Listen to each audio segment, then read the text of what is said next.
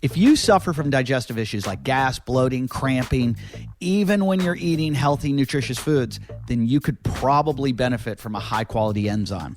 If you've never tried enzymes, or even if you've tried and they haven't worked, I want you to give this one a chance. As you know, I'm a mega fan of the company BiOptimizers.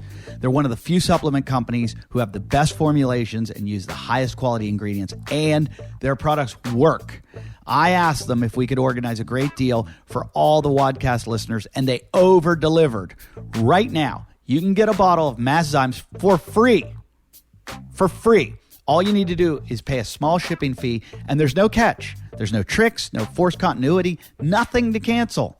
They're so confident in their products that they offer a 365-day money-back guarantee. So I'm positive you'll be satisfied with the results. Masszymes is a 17-enzyme full-spectrum formula with 5 different kinds of protease. Plus, it contains all of the key enzymes needed for optimal digestion. It contains ostrozyme, which is a proprietary, all-natural, plant-derived compound extracted from Panax ginseng, and astragalus that boosts amino acid absorption by 30 to 60%. Masszymes ensures that all the protein you consume breaks down into absorbable amino acids. So many individuals suffer from digestive issues because any protein your body doesn't break down creates digestive distress, gas, bloating, and constipation. Masszymes ensures that all the protein you consume breaks down into absorbable amino acids. So I strongly suggest you head over to their site to grab your bottle before they either run out or take down this offer. Go to www.masszymes.com/WODcast-free. That's MASSZYMES.com/WODCASTFREE. I'm going to do that one more time. That's MASSZYMES.com/WODCASTFREE. You will automatically get access to your unique coupon code to claim your free bottle. Limit 1 per household. Offer is valid while supplies last. You're going to love their products. Go now to www.masszymes.com/WODcast-free.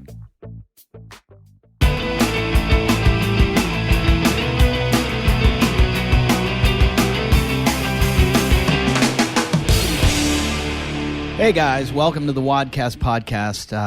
I'm Eddie Ift. I'm your host. Each and every week, I bring you a show about fitness. That's right. Functional fitness, the kind you're going to use in everyday life. That's what they like to call it. Every week I'm going to talk to you and interview some interesting people in the world of fitness. Some of them are entertaining, some of them are informative, some of them are inspirational. This week, all of the above. What a great guy. Always wanted to have him on the show. Been following him for a few years now. Can't say enough about him.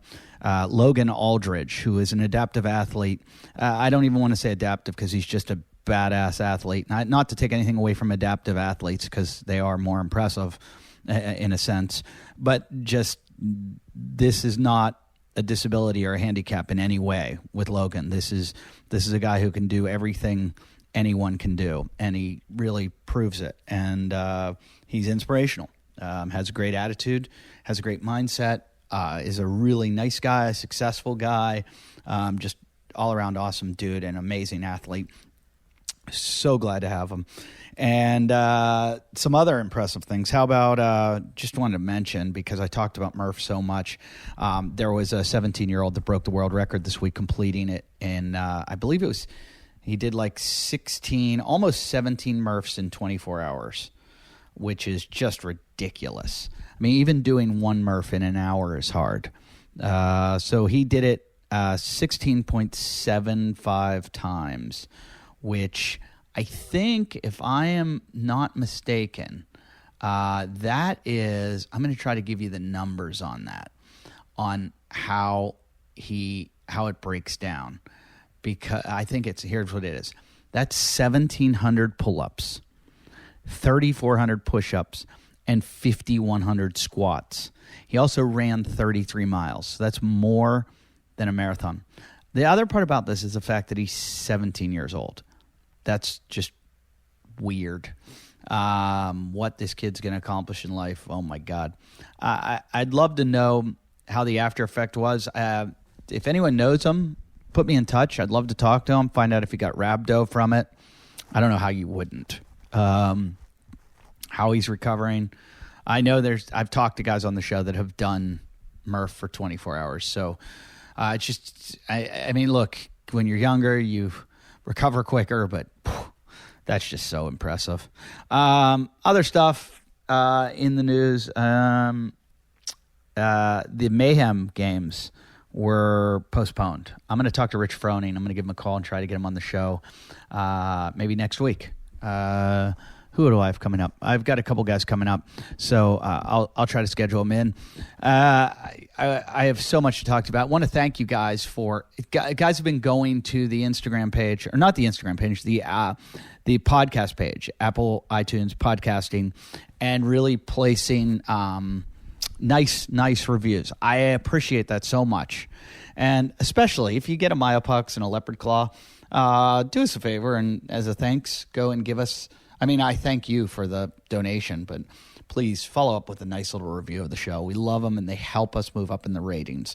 We're right now doing really well in fitness. We're always consistently a top 50 show in fitness in the world. I'd like to get top 10. That's my goal this year, is to get this show in the top 10. I want to be a top 10 fitness show around the world. So help us do that. Spread the word. Tell your friends. Keep giving to the Patreon, which it's WODcastPodcast.com/Patreon or patreon.com/WODcast. If you give $5, you can win yourself a Myopux or a leopard claw. And I'm telling you, you have a very good chance of getting these. So donate. You might get one. Let's see. Did anyone win one this week? Yeah, someone wins one every week. So if you haven't gotten yours, we are trying to compile and make sure. I see guys like Cole McFarland and David Van Ripper, and you're going, hey, I won. They're on their way. If you don't know what a Myopux is, I just had to get another one because I broke mine, and I need it more than anything. They are an amazing electronic muscle stimulator that they pump. They pump your muscles and make the blood flow quicker and get rid of all that bad blood. Basically, that's how any of this stuff works, from voodoo flossing to even icing, which you're not supposed to do. But if you ice heat, you're getting rid of all the bad blood. You're expediting the inflammatory process, which is how we heal quicker. The leopard claws, they might be out right now or back ordered. I think they are. So those will get to you in the future. But for right now, it's just a Myopux. I think I could be wrong. Some of you guys might be showing up. But I want to congratulate the winner this week, Austin Goldstein. And I got a nice message from Austin. He likes the show. He wrote a really nice note, and I just want to thank you for being part of the show and help us get to top 10. We want to be top 10. I didn't realize how many people actually listen to the show, but you're out there, and it's a really good thing to know, and I'm trying to grow the show. I'm really trying hard to make it a video version, too, so you're going to be able to get this on YouTube every single week. So I'm working my butt off on that, all right? It's tough when right now I'm at my in-laws' house, but I'm going to get there. We wouldn't be able to do this show without you and without the sponsors of the show. So many great sponsors. There's one, not an ad this week, but I got some O2 in the mail here at my in-laws, and I've been drinking it like a madman, to the point where I don't think you're supposed to drink a recovery drink 4 times a day, but I do. I love it. It's oxygenated. I've partied a couple times when I'm here, and I'll drink a couple beers, then I'll drink an O2, then I'll drink a couple beers, and no hangover. I feel awesome. But the stuff is really good for when I'm done with my workouts. And I just had to mention them because they're just such awesome people and such an awesome thing. Another thing that I can't go without, I don't know if you suffer from digestive issues like gas, bloating, cramping, even when you're eating healthy, nutritious foods, then you could benefit probably from a high-quality enzyme. If you've never tried enzymes, or even if you've tried and they haven't worked, I want you to give this one a chance. As you know, I am a mega fan of this company, BiOptimizers. Okay, they are one of the few supplement companies who have the best formulations and use the highest quality ingredients, and their products work. I asked them if we could organize a great deal for all of you guys out there, and they over-delivered, okay? Right now, you can get a bottle of Mass Zymes for free. Free. All you need to do is pay a small shipping fee, and there's no catch, okay? There's no tricks, no forced continuity. Continuity. Why did I say that word? Continuity. There's no tricks. Basically, that you don't have to cancel. You're just going to get this free. They're so confident in their products that they offer a 365-day money-back guarantee, so I'm positive you'll be satisfied with the results. Masszymes is a 17-enzyme full-spectrum formula with 5 different kinds of protease. Okay, plus it contains all of the key enzymes needed for optimal digestion. It contains astrazyme, which is a proprietary all-natural plant-derived compound extracted from Panax ginseng and astragalus that boosts amino acid absorption by 30 to 60%. Masszymes ensures that all the protein you consume breaks down into absorbable amino acids. So many individuals suffer from digestive issues because any protein your body doesn't break down creates digestive distress, gas, bloating, and constipation. Masszymes ensures that all the protein you consume breaks down into absorbable amino acids. So I strongly suggest you head on over to their site, okay? Grab your bottle before they either run out or take this down. Go to www.masszymes.com/WODcast-free. I'm going to spell that for you. That's MASSZYMES.com/WODCASTFREE. I'm going to do it one more time. That's one word. MASSZYMES.com/WODCASTFREE. You will automatically get access to your unique coupon code to claim your free bottle. Limit 1 per household. And this offer is valid while supplies last. You're going to love their products. Go to www.masszymes.com/WODcast free. And now, I think it's time to get the show rolling with my guest. You guys, if you don't know him already, you're going to love him, Logan Aldridge. Ladies and gentlemen, welcome to the WODcast podcast. I am your host, Eddie Ift.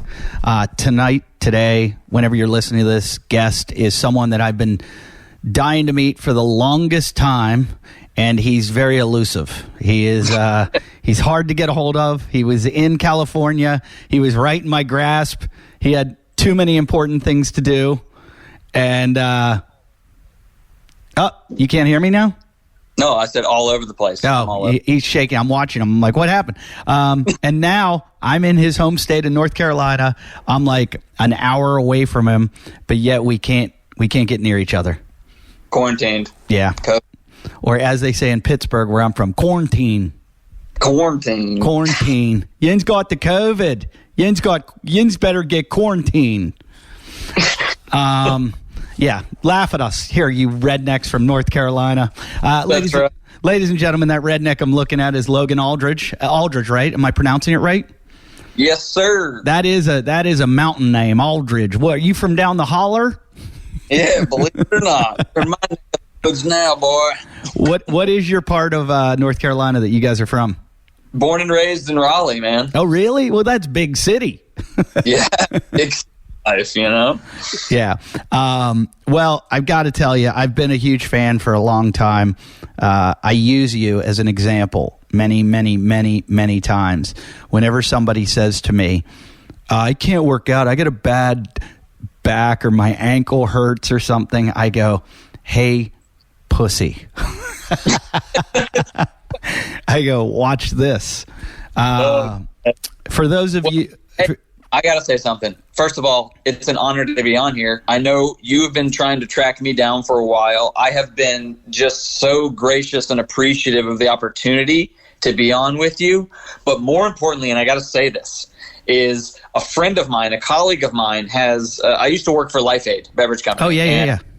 And Jordan Costa loves your podcast. He listens to WODcast podcasts every episode. He's a huge fan. And I've had the opportunity to be on a lot of podcasts. Every time he's like, dude, when are you going to get on when are you going to get on WODcast podcast? So this is for you, Jordan. Finally here. Eddie's making it happen. We're here, excited to share my story and message with all you guys. So, and thanks for listening, Jordan. And I know your LifeAid product because Hunter McIntyre bathes in it.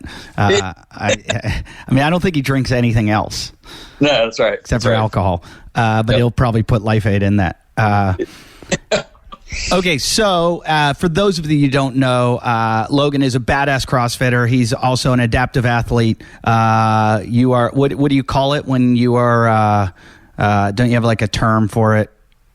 I don't know the politically correct term. What is it?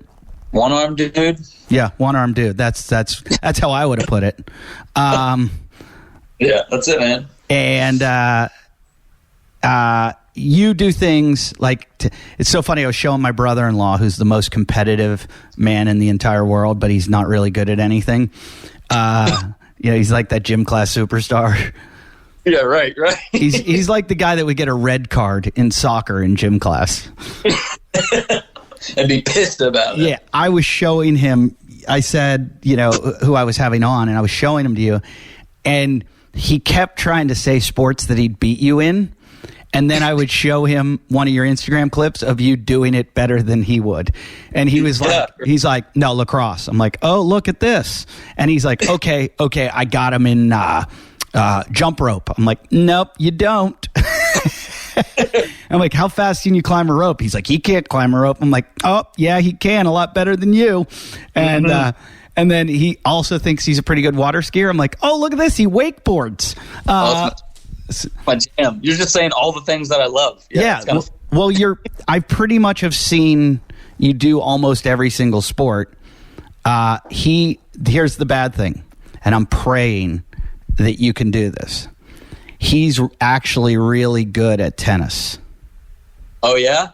I grew up playing tennis. I love it.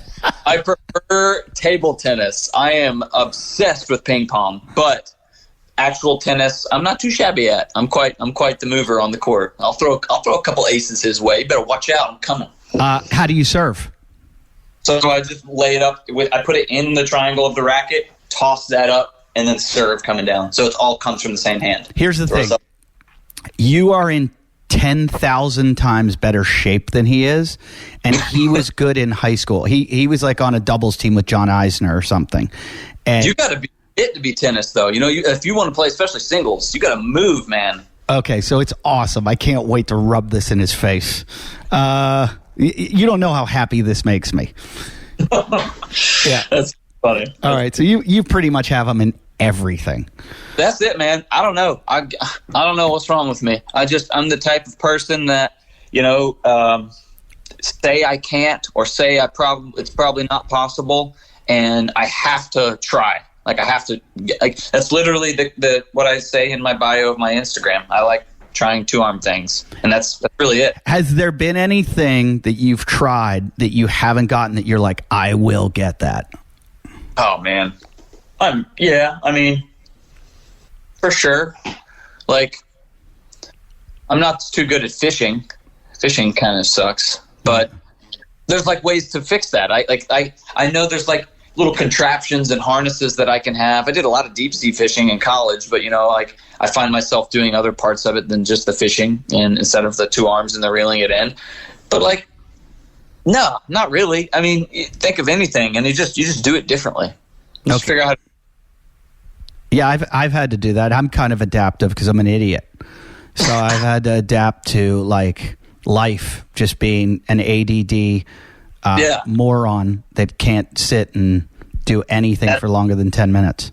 I've never been technically diagnosed or whatever, but I've got to have ADD or some version of it. And frankly, I think that's why I like CrossFit so much. It's because every day it's different.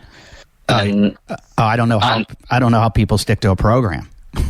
Yeah, exactly. So I think that's why I'm such a good person to be this guy with one arm who is challenges, because I'm never obsessed with doing one thing. Like, I want to do a lot of things. What age were you when you lost your arm?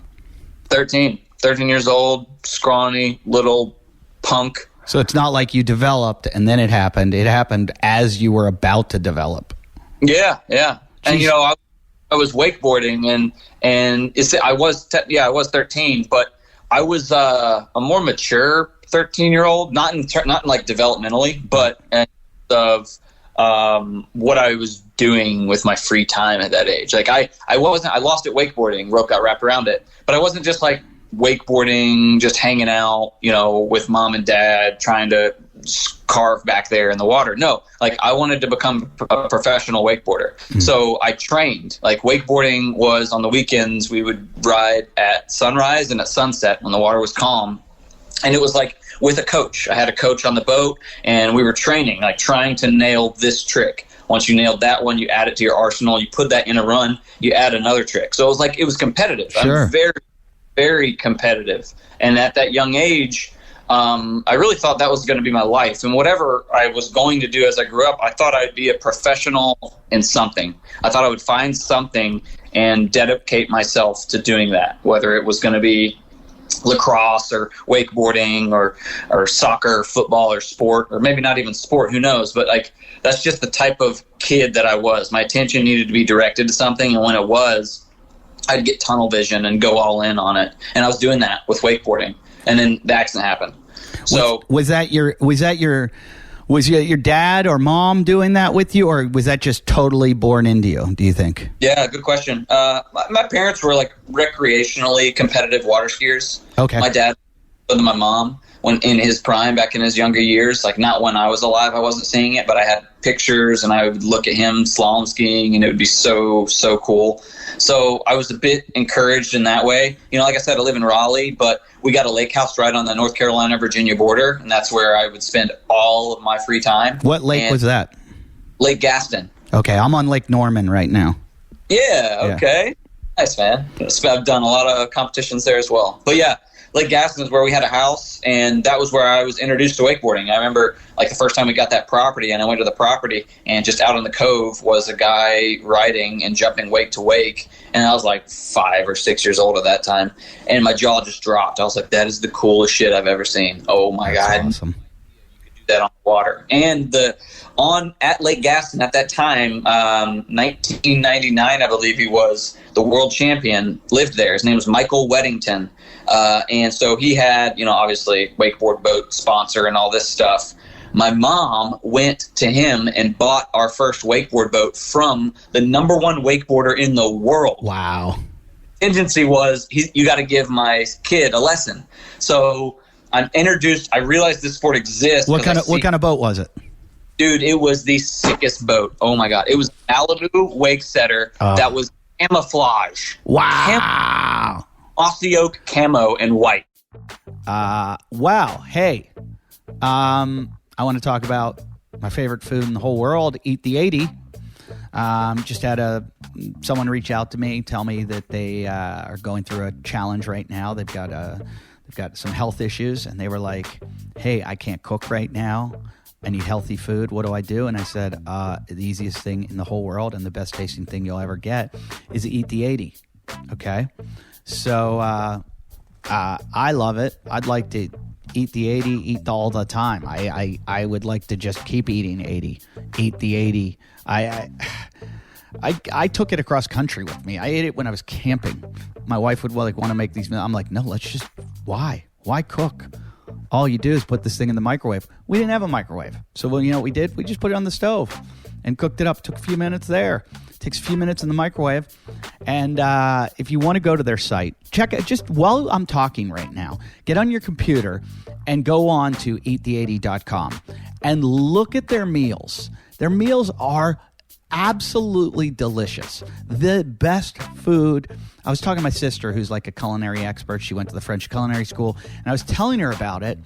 And I was like, how do they cook this well and then freeze it and then send it to you, and it tastes so damn good? And she's like, that's what a good chef does. I'm just looking at the menu to see what I have and haven't eaten.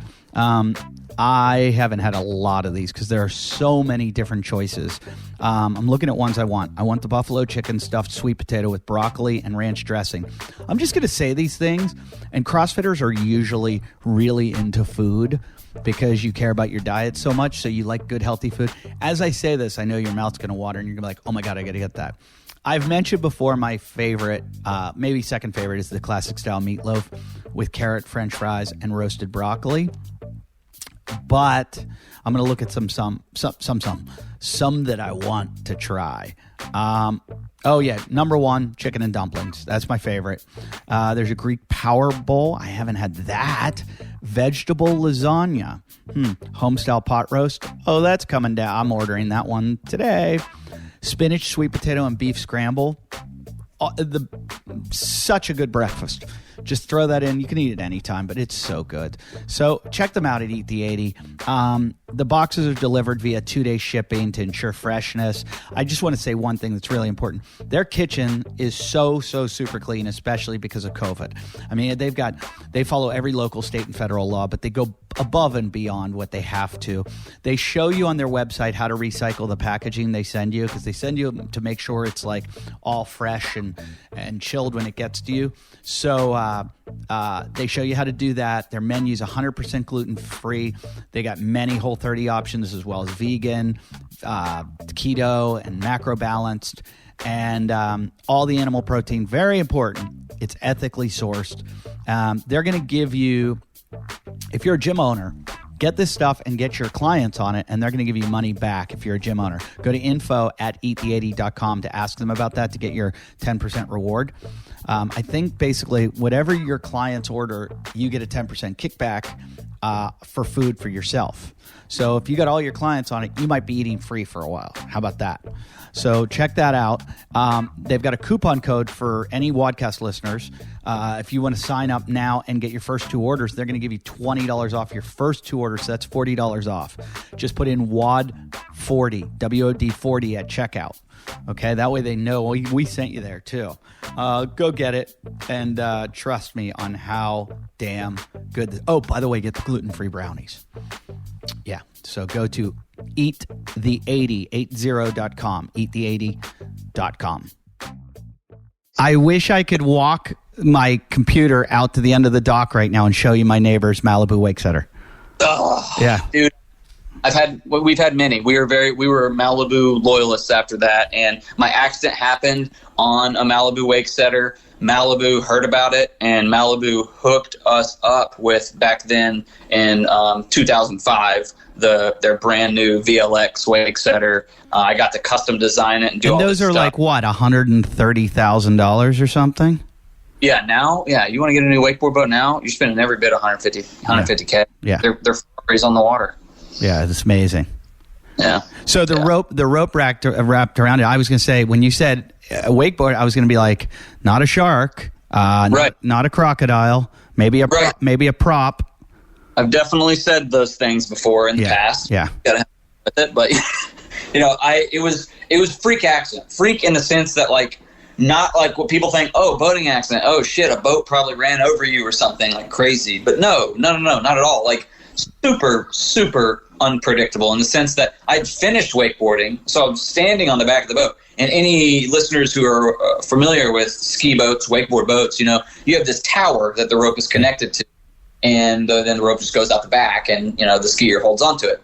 So we had just dropped off a friend at his dock, and my job after all that crap was to like put things away in the boat. And our dock was only like 5 docks down, so we were just putting along, like the boat was just in gear, we're just moving along, and I'm pulling in the rope. And I'm doing that perfect circle technique of like over your thumb, under your elbow. Yeah. And I just had 1 or 2 loops like that, and I just look back at the rope just to see where it is. And I see, on wakeboard boat, you have that platform in the back. Right. And I see it like curled around the platform, which didn't even raise red flags in the moment because, again, if you're familiar with wakeboard boats, that's an inboard. Like back there, there's like, it's not the propeller isn't right back there. It's an inboard, and it's way up, almost underneath the center of the boat.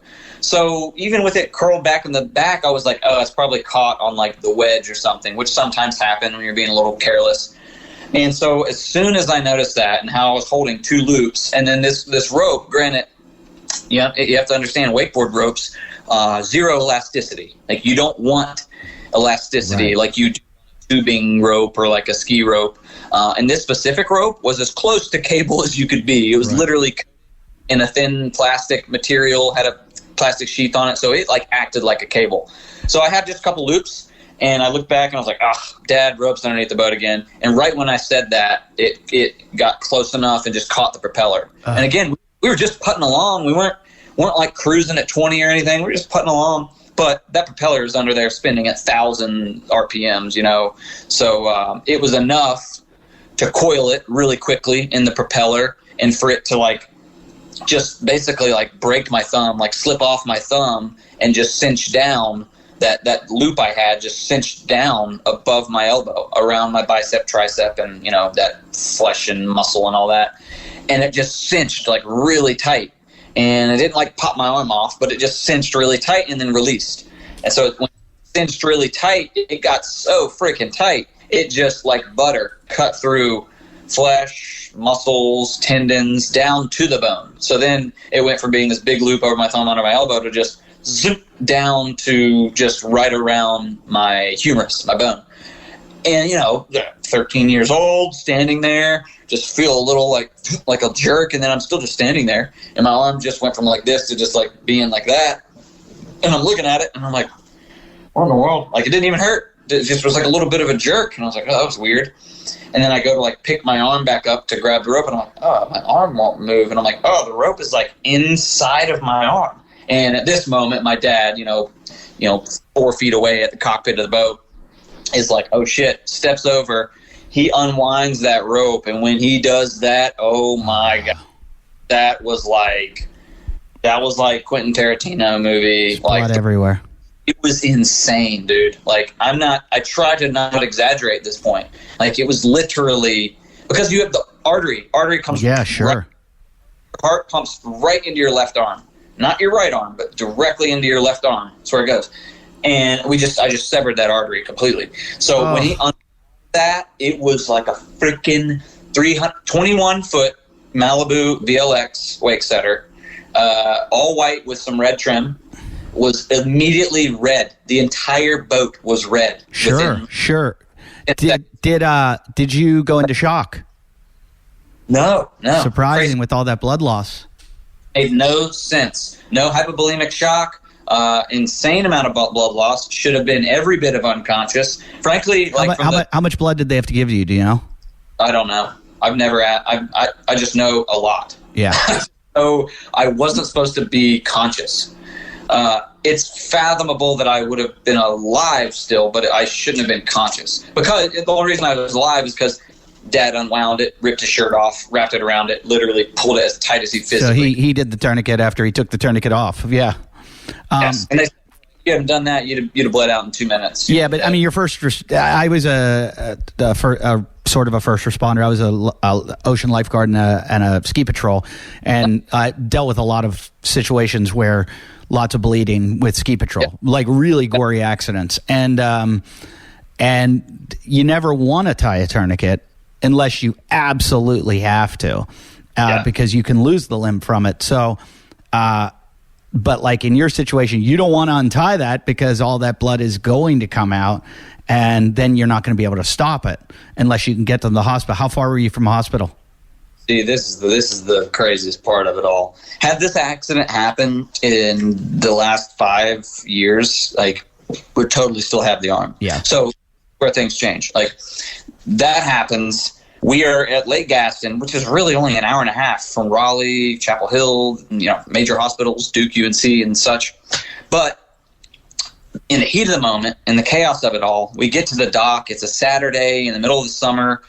We don't know what is where to go. And my reaction was, well, firstly, I thought the whole thing was a dream. I was like, Dad, take me in the house, show me the bed, I'll see myself, and I'll wake up from nightmare and we can go wakeboarding. Wow.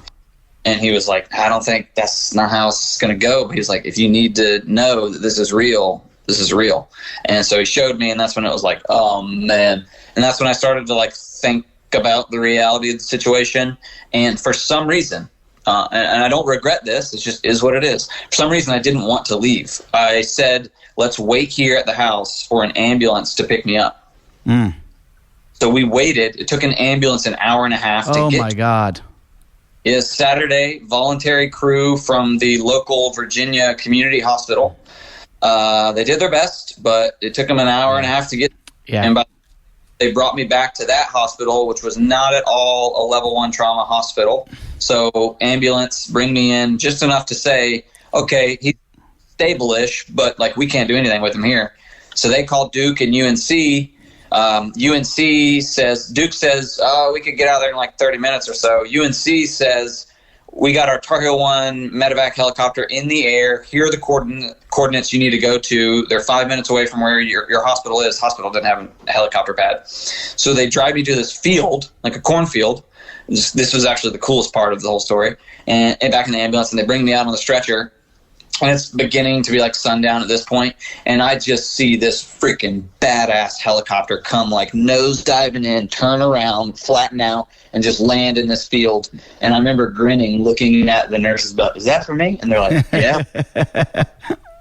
That's badass. And yeah, they wheeled me out there, put me in. At that point, my parents couldn't go on the helicopter, so they're freaking out. They're like, we're going to drive as fast as you can to get to UNC. So, then I go, and then it's just, the whole hospital craze, surrounded by doctors and all this stuff. So, to answer your original question, I wasn't into surgery until almost 8 hours after the accident. So, as you can imagine, loss of blood, the tourniquet. Tissue damage, gone. And at that point, they spent 2 or 3 days. I took an artery out of my leg, put it in, regained blood flow, or blood into the limb, like just it looked like a swollen balloon.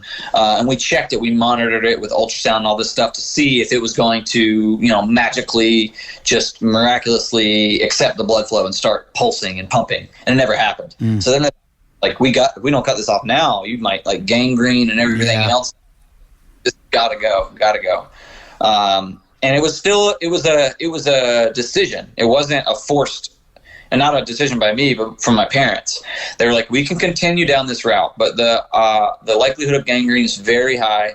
The possibility that we can rehabilitate this is like 15%. And he will never have like full function out of it, but he might be able to live a life with still having his limb salvage. And my parents were like, he's 13 years old. He's the most active, crazy kid we know of. And like, if we give him this false hope in this process over the next year, 2 years of coming back to the hospital, checking up on this wound, trying to see if we've gained mobility and strength, like he's going to miss out on 14, 15, 16 years old and what it's like to be a kid. So they're like, you know what? Let's make this decision now and amputate his arm and let him move on. Let him live his life with one arm. And I was left-handed, so it was amputating the dominant arm for me, and that was like a big concern. But I'm so thankful. Don't regret it for a bit. And it wasn't my decision to make, but the decision my parents made, like to amputate it, absolutely would have done and said the same thing. Wow, what a tough decision for your parents. Yeah. To have to make, and that call to make. I mean, I can't imagine being in that position, but good attitude of you too. Two things. One, we had Kevin Ogar on the show. And same thing. I said to him, his situation, I think, was you can't compare the two because they're both have their own genre, should I say. And when I said to him, I don't think I would have been able to handle your verdict, basically what they said to you, like, hey, this is the rest of your life. I go, I'm not that strong, and I wouldn't have been able to deal with it. And he said, I just said to myself, you can either be positive or you can be negative about this. And he goes, I just chose to be positive. And I was like, wow. And I find that inspirational for me and for other people. And, like I said, you're an inspiration to me. And also, and I'm a very cynical fucker. I like to make fun of everything but I'm also very I believe life's all about survival and how we best survive it. And you try to be as happy as you can with whatever cards you're dealt and get through this shit because we all die in the end. And I got a buddy, Tyler Turner, who I just saw yesterday. He's a fan of my podcast, and I got to know him. He'd come to my shows. He was parachuting, and he was a very, very good parachuter, base jumper, does all kinds of stuff, snowboarding, everything. He was too low to the ground and was doing loops and smacked the ground. Wasn't looking at his altimeter or whatever it's called, and smacked the ground and woke up in the hospital, and they said, we amputated one of your legs, and we had to take the bones from it and put them in your other leg. Well, those didn't take for, they waited, like you said, he had to wait. And then after it was a year or something, they amputated his second leg. And I never saw any negativity from him. And every time I talk to him, he's like, bro, I'm so stoked. I'm going ski snowboarding day. You want to come with me? I'll meet you up there at Revelstoke and we'll go blah, blah, blah. And I just saw yesterday he was just named to the Canadian National Adaptive Snowboard Team. That's awesome. And I watched his whole rehabilitation, and I just kept writing to him saying, dude, keep posting because there are people out there that need you, and you don't realize it, but there are so many people that are struggling with small fucking problems, tiny problems, and then they look to people like you and go, I got to shut the fuck up. I have to move forward. That part was fascinating to me. At 13 years old, at 13 and 14, I'm still this young little kid, but I got a little bit cerebral about this whole situation, and I was like, what in the world? Why? Okay, this happened. Why is it that there are millions of individuals that face extreme hardship, extreme challenges, things that, what I continue to hear as I'm in the hospital, people telling me, you're so inspirational, I don't know how I would have handled that, I don't know if I could do what you did. And I'm like, the fuck does that even, what do you even mean? It's it's not, this wasn't an option. I didn't say, hey, God, I think I can handle that. Go ahead and strike me of having one arm. No, is what happened. It's what happened. And you always think you can't handle it, or it's no way I could deal with that until you have to. And so I was obsessed with trying to figure out, why is it? What is happening? What is the psychology? Is it how you're raised? Is it what happens in the moment that makes you either have that power of choice, that decision, like Kevin said, I could either just be happy and accept it, or I could be this angry person.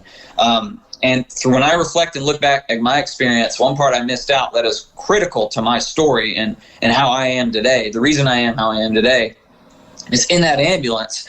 I asked my mom, she was in the ambulance with me, and I just looked at her, and I'm sure if anybody's heard my story, they know this part. I said to her, Mom, what if I lose my arm? Because it started to click in my head. And I was like, holy shit, I can't feel my hand. My hand's laying on my lap, but I feel like it's laying over there. So, something's not right here. And I thought, and it was turning blue and all this stuff. And I was like, Mom, what if they cut off my arm? It was the first time I thought about that. And she looked at me without skipping a beat. She wasn't crying or anything. She was just sitting there being the strong mom that she is. And she just looked at me and said, Logan, it's just an arm. That's really it, man. That was it. That's a good mom. Isn't that crazy? Yeah. I tell that story sometimes, and she's like, Logan, you make me sound like a bitch. And I'm like, no, Mom, I make you sound that's a good mom.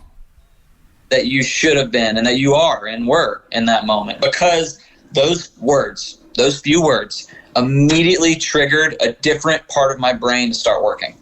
And this is what I've studied over the past 15 years. I'm a motivational speaker. I've spoken about this stuff professionally for a long time. And this is the part I became obsessed with, is how we can switch our part of our brain that is processing this scenario, this event, this circumstance. And when she said those words, my brain had to switch to the part of it that recognizes abundance, realizes gratitude. And it said, oh, shit. Yeah, I do have another one. This isn't the one I was used to using. I have another one. But bigger picture, shit, yeah. I mean, it just, if I could just be alive, that'd be pretty cool. Like if I just don't die from this, that'd be pretty cool. So once you can find a way to change the way you see your circumstance, everything changes. So for me, it was the subtle reminder of it's just an arm. And throughout my life, even recently, I could even tell you in 2020, there's been instances where I have to tell myself, Logan, take a breath, it's just an arm. Now, that might not even have to do with me facing a challenge where, like, my arm is involved. It may be work-related or something, fitness-related, but it's a reminder for me to check in and take a step back, recognize the abundance and gratitude in this world. And that's something that I instill in people. Like, that's what you have to find. That's what you got to find your trigger word, your trigger phrase that makes you switch the part of your brain you're thinking in. There's a lot of self-help people that talk around this subject. The one who I think nails it is Mel Robbins and her 5-second rule. That's her book, and that's her whole philosophy is the 5-second rule, and not the eat the food in 5 seconds on the ground, but the idea of if you count backwards from 5, you have to count backwards. And this is actually this is subtly applied into being into the CrossFit. Every CrossFit, before you start a workout, what do? You say, all right, gang, 3, 2, 1, go. Because it makes your brain starts to react to say, all right, I have to take action at the end of this. So funny you say that, because when I went parachuting, part of me was like, I'm not doing this. I'm not jumping out of this plane. Part of me was like, well, I'm going here to do it. And when they say that, you get out on the wing of the plane and you're holding on to that beam that holds the wing up, and they go 3, 2, there's no saying no, because they started the countdown and you go. No, they never do. And never in CrossFit, never in it. You never say 1, 2, 3, go. Never say that. It's funny you say that. Always 5, 4, 3, 2, 1, or 3, 2, 1, go. Because there is no other option. You have to take action. And this is psychology. Like, your brain reacts this way. This is very intentional. That's interesting. So we have to say it this way. Lay in bed. Wake up, and want to hit snooze, and just count down from 5. Just nothing else. Don't think, be the person I want to be. Don't think all these cliche motivational things. Just when you wake up and you're like, it's fucking Saturday, I don't need to get up at 7 o'clock, just count down. Just say 5, 4, 3, 2. I guarantee your eyes will open, your head will lift, and you'll at least sit up out of bed. That's so interesting. That is, I know about, I've had a couple things in my life where I've done the, negative thinking and had to say stop and say the word out loud to stop the negative thought patterns. And who's the guy? Trevor Morad. Do you know Trevor? He's Russell Wilson's coach. I have him coming on the show in a couple weeks. And I love the mental coaching. I think more people need it. And it's funny, I talk about in CrossFit that not enough of these guys have mental coaches, because especially something where you're suffering the whole time. I really like what you're doing, especially right now with saying that, like making that decision and having that gratitude. People during this coronavirus and this what's going on, I made the decision early on. As soon as it happened and we looked like we were going to be locked down, my wife was in a panic. Everybody I know was freaking out. And I said, I'm going to just take advantage of this. I'm going to do all the things that I've wanted to do that I didn't have the time to do. I'm learning to play guitar. I'm training for an Ironman. I'm like, I couldn't do this shit when I was traveling all the time. And I'm like, I'm going to look back at this time and I'm like, thank you for that moment in time where I got to take a pause. I'm also spending so much more time with my kids. I like my 5-year-old, I didn't get to be there like I am with my 1-year-old. Like I changed so many diapers and so my whole thing is find the silver lining. I don't know what people are doing. Like, stop your bitching and find the silver lining in this. I'm sorry. And I know there are people out there that are, lost their jobs. And I've lost my job completely, practically. No one goes to stand-up comedy. But I know people have sickness and all that kind of stuff. But I'm still, you can find that silver lining in all of this. I don't care what your issue and what your problem is. You can find it, and you're a perfect example of that. So I love it. I love showing you to people. It's so much fun. It's like you're one of my first go-tos, and people are like, look at this workout. I can't snatch anymore. You can't snatch? He's got one arm. Watch him snatch. Shut the fuck up. Well, I'm honored to be your show and tell many of times. But I will say I am very human. I have those excuses too. I'm not exempt from my own issues and the way people see me as this inspirational guy. I'm very much still just a dude. There are plenty of days. But what's your snatch? What's your snatch? Oh God, 155 last time I tried. Hilarious. That's probably what I could do. Like I was telling my father-in-law, and I go, he could probably beat me in every workout. The snatch is my work. My squat clean is my best. 260. 260? Yeah. Did you just say 260? 260 is my squat clean. Yeah. Are you kidding me? No, man. That's it. Yeah. 260 pounds. Yeah.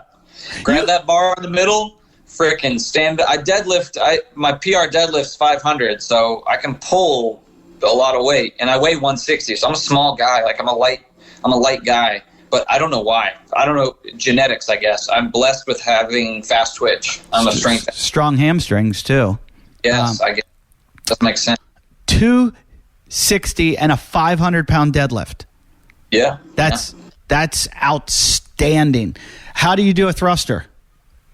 Same bar hand in the center of the bar, and that front rack position becomes a little bit more inside for thruster going overhead. But actually, I just tested that last week. My 4-rep max thruster was 140. So how good are you at Fran? Oh man, so Fran straight up RX, 95 pounds and all one arm pull-ups. Not using the band for your pull-ups, the assistants? No. Straight up, Rob Orlando style. He's my inspiration. For all of you listeners, if you want to get on YouTube, look up OG CrossFitter, Rob Orlando. Well before I even knew what CrossFit was, he did a one-arm Fran. Now, if you don't know Rob Orlando, he is a freak of nature strongman. Yeah. And he did one-arm Fran, and he did it in like 12, 13 minutes or something.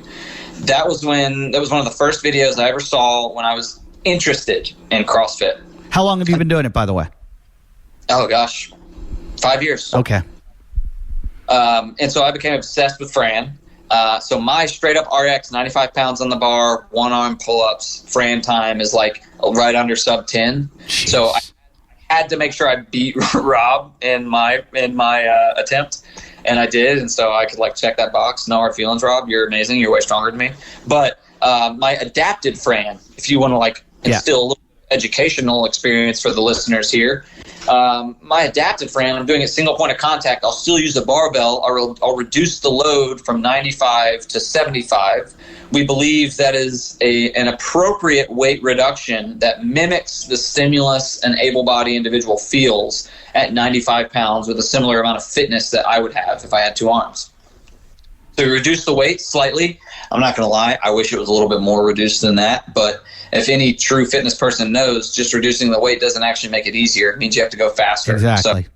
And I just want everybody, you heard him say that for all the people that make fun of me when I do the 60-plus women's in the CrossFit Open and I don't win and I don't beat those women, it's because it doesn't really make it easier. It's really hard. Yeah. It's still really hard. Yeah. And then I do the pull-ups with the band in my armpit. Right. I do that style in the armpit, and I'll do all 21, 15, 9 repetitions. And so when I do it that way, I'm close to a 3-minute Fran that way. Wow. Well, we just started a thing on the podcast where I'm building on the WODcast podcast site a world records. So we're going to put all the benchmarks of all the girls and the heroes, and then some other ones like Filthy 50 and King Kong and a couple others, because no one's really kept an accurate record of the world records.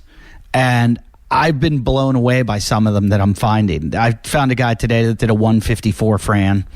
That's insane. Yeah, and Noah Olson showed me his 158, and I'm like, no one's going to beat a 158.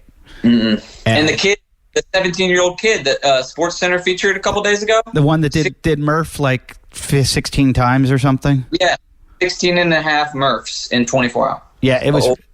And he's doesn't look like a really strong kid.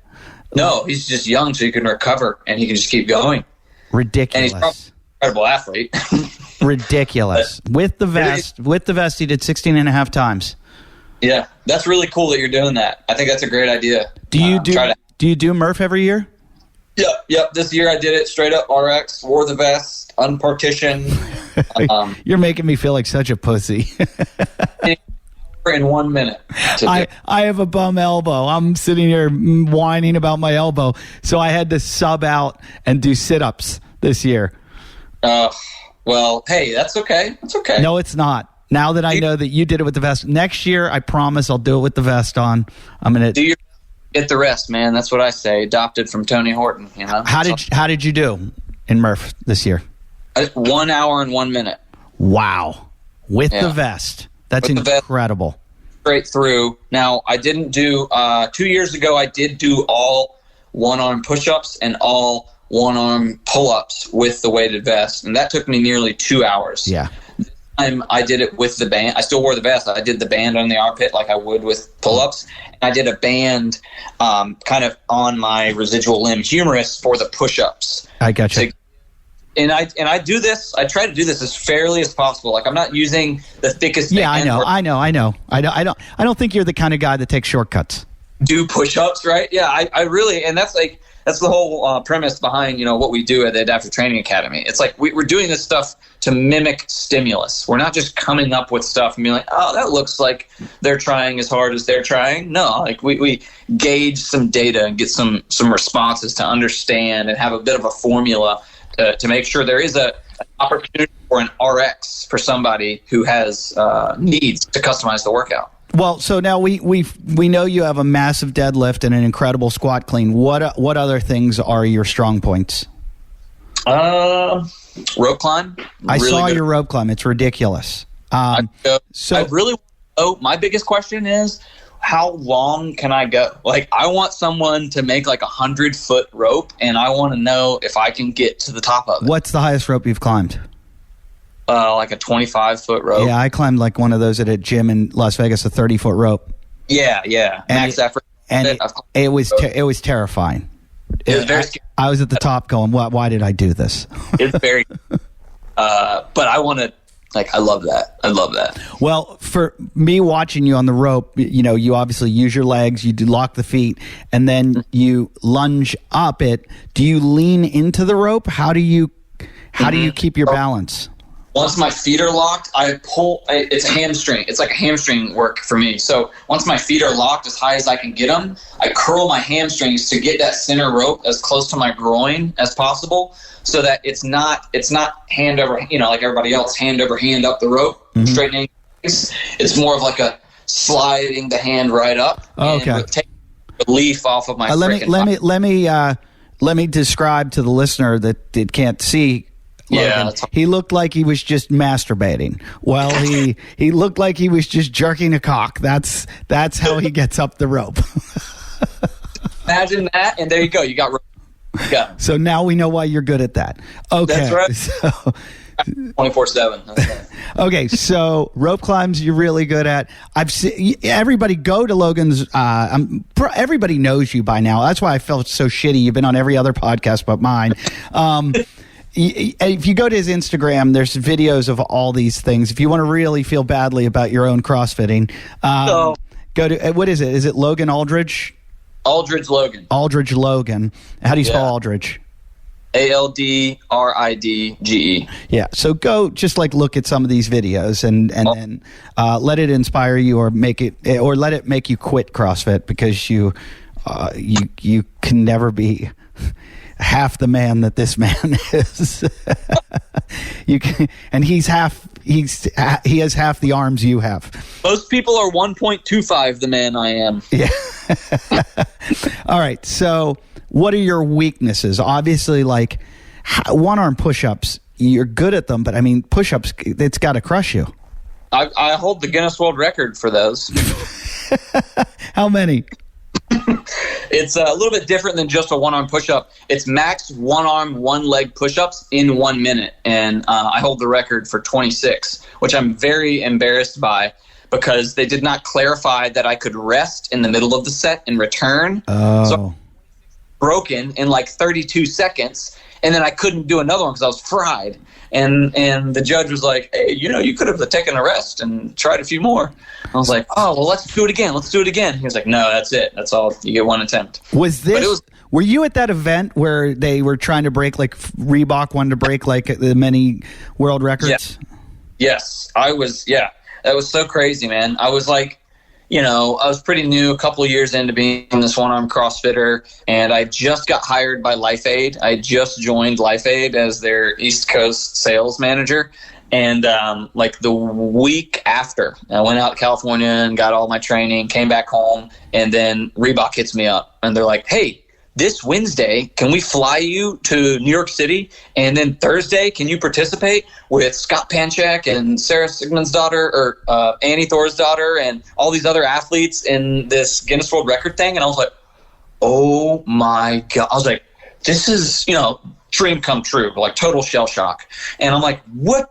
I never trained. I don't know records. I don't know if I could do a record. What do you mean? They're like, how many one-arm, one-leg push-ups do you think you could do? And I literally was reading the email, and I looked up what the record was to beat, and I dropped down to the ground, and I broke the record, and I was like, I can do it. I can do it. The next day, they booked a flight. The next day, I flew out there, did the thing, and did 2 records, did that one, and then the other one, which already existed. They didn't create this for me, which I thought was crazy. It was most weight cleaned on a barbell, total tonnage in 1 minute with one arm. So, on a barbell, put whatever weight you want. You have one arm, and how many times can you clean that weight for total tonnage? So I put 185 on the bar and cleaned it 12 times in a minute for like 2,000 something pounds to break that record. Do you regret putting so much weight? Would you have rather put less weight and gone for more? No, I've tried it out after. Like I've done lighter, like at 155. And as a one-armed weightlifting athlete, it's very, very technical and almost not. You can't master touch and go reps. Just for the bar that could start to go like this, and then you really, in the world of being competitive, the matter of seconds make a huge difference. Interesting. So you want to go as heavy as you possible. Just being able to clean, and then as soon as I reach extension, let go. And as soon as that bar is settling, I'm grabbing it again. Is way better than taking a little bit lighter weight and trying to touch and go it. You just gave me an idea, an interesting idea for a games event where they do that for them, where they basically say how much weight can you lift within like a 10-minute period. You can do as much or as little weight as you want, because then it comes to work capacity and efficiency. And it would be an amazing entertainment event. Amazing, because you would see guys doing all different kinds of weight. That's a genius idea. I never thought of something like that. And I'm a little mad at the Guinness Book World Record because they wouldn't recognize Murph. I know, right? Isn't that crazy? It's really weird. And Hunter tried so hard to have, he does have the world record, I think, now. But there are so many guys that are going to break it next year. Oh, yeah. Yeah. That will go down next year by at least 5 people. Yeah, I could see that. I could definitely see that. I don't know if too many people are going to try to beat the old, I forget his name. I feel bad on his name. The 17-year-old kid. You'd be surprised. I don't know if people are willing to put up with that much pain for 24 hours to try to do that. You couldn't get me to do Murph twice. I mean, I love events like that. Like I love these ruck runs you can go on. These like 12-hour rucks you can go on. Oh, good. You can come with us November 22nd. We do a 68-mile run. You're doing it? We might do it again this year. We're talking about it, where we go the entire Backbone Trail, and it goes from the Pacific Palisades to Ventura to Point Magoo, and we did it last year. I did it with Tommy Hackenbrook and Hunter McIntyre, and it was an amazing experience. It's 68 miles. We did it in 19 hours, and it had 18,000 feet of elevation, and we might mountain bike it this year. That's talk, which I saw you could mountain bike. Yeah, I got a stump jumper. I freaking shred, man. Shred the trails. Let's go. Did Specialized give you the bike? No, I mean, I gave them all, and they gave me the bike. Okay, because we have a big fan here. I talked to him last week. He gave Noah Olson a bike. He won't give me a bike. He comes to my shows, doesn't give me a bike. Of course. Lived here in North Carolina. If Specialized is listening, I am a loyal fan. I do some triathlons too. I'm also training for an Ironman, but I've got the Shiv, freaking love it, and the stump jumper. They really are the best bike. I'm a loyalist. Yeah, I'm on a Specialized, but they didn't give it to me. And what I'm going to do the Ironman also. Which Ironman are you looking to do? The Wilmington, the North Carolina, the half, the 70.3. Okay.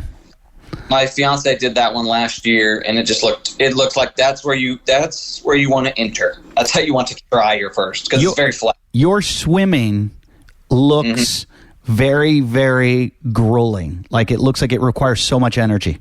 Dude, do you want to talk about a weakness? You asked earlier, I didn't really answer. Like, that is a huge weakness of mine. And not just for obvious reasons. Not just for like, oh, he's got one arm. Of course, he swims in circles, which is true. But like, God, man, and for being a water person, like I've spent my life surfing and wakeboarding and in the water, and yet swimming.